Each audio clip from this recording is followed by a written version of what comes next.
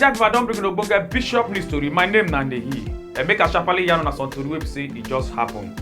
The Socio-Economic Rights and Accountability Project will be set up don come file court case against President Bola Ahmed Tinubu say because im fail to probe the allegation of $15 billion oil revenue and 200 billion naira wey be say the budget to repair the refineries for inside Nigeria, and the money don dey miss till today since 2020 and also 2021 na im dem budget those money. The chairman of Independent National Electoral Commission, wey im name be Professor Muhammadu Yakubu, don come dey advise im staff of INEC people dem say make dem make sure say dem no go support any political party, say make dem dey very neutral for the governorship election wey be say e go happen for inside Imo State, Kogi State and Bayelsa State on November 11, 2023. The Lagos State Metropolitan Area Transport Authority wey be Lamata don come talk say the 50% discount wey dem put on top BRT transport fare for inside Lagos State say e don end on November 15, 2023, and dem dey yarn dis talk say anybody wey be say go enter inside BRT now say e go pay complete money. Two people that don come kpai during wey be say fire burn some part of the Canada embassy wey dey for inside Abuja on Monday, November 6, 2023. According to the eye wey be say see am as e take happen, yarn say the fire starting for inside the generator room during wey be say that they repair the generator, and na the two people that wey be say they follow the repair the generator na they brutalize during wey be say the fire catch, and this gbege happen around that kind 1:30 a.m. on Monday. They don't dey reduce.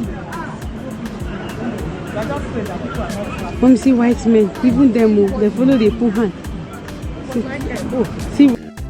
Some Nigerian army men dem wey dey operate under 81 division don rescue one Mrs. Francisca Spark wey jump enter inside Lagos Lagoon River around that 81 division officers mess Marina, Lagos State, say because she wan kpai herself wey Igbo dey call suicide. And on Monday, November 60, 2023, na Nigerian army come out to come yarn dis story.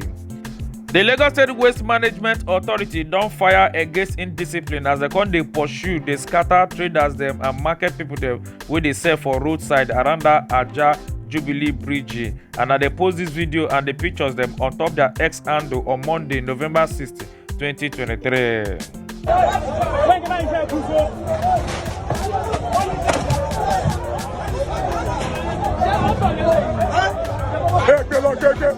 Some cars they don't get ogbonge accident, and this accident happened between one keke wey be tricycle, one car and one other truck for that Deleko Link Bridge if they enter inside Lapso Tech for Isolo area of Lagos State on Monday, November 60, 2023. Now this accident happened, and according to how they hear the story, say na the truck na im fail brake wey make am come go jam the motor and also the keke marwa wey dey on their own jejely.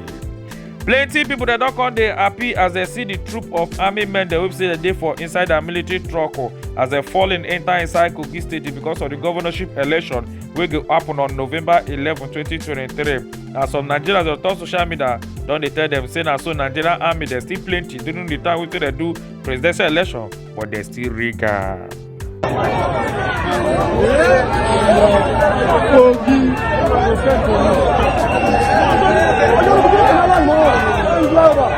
The ogbonge Nigerian musician wey im name be Fashola Azeez aka Naira Marley with Sam Larry, they don pay them today with 20 million naira as 3 shorties they come stand for them. Also, Ikolowa police come tell them make they drop their international passport before they go as the case of the moving of Ireloluwa Aloba aka Mohbad still dey for court.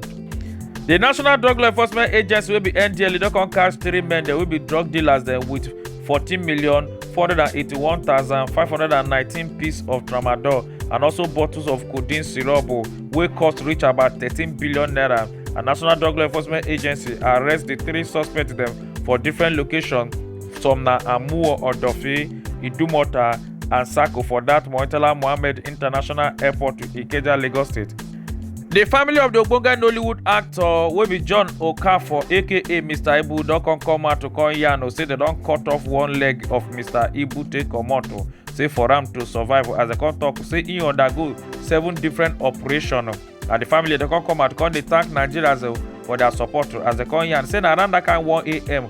on Monday, November 60, 2023 na they cut the leg take comot. The ogbonge Nollywood actor wey name be Kelechi Udegbe don come survive ogbonge wicked accident wey scatter im motor well and na him post these 2 videos dem even when him dey for hospital on top him social media handle. As him come write, he say him thank God as him take survive this ogbonge accident. Okay, well, I live in a liberty. So that's why this motor Kelechi dey come outside.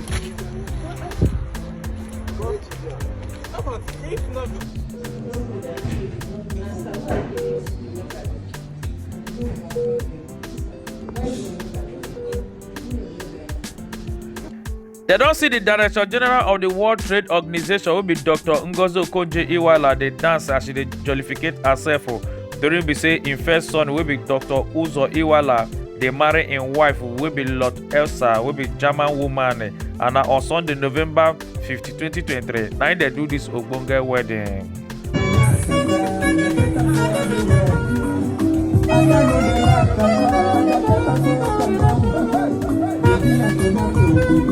Some Muslims dem for inside Nigeria don come dey provoke the verse after wey dem see one imam on top this video wan try perform miracle to one woman wey be say she no dey waka well wey dey physically challenging.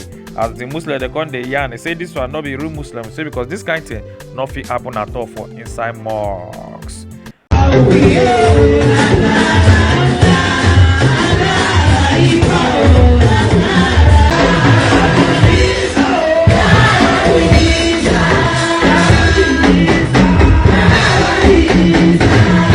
Bishop News O'clock. My name is Nanehi. Make una enjoy your day.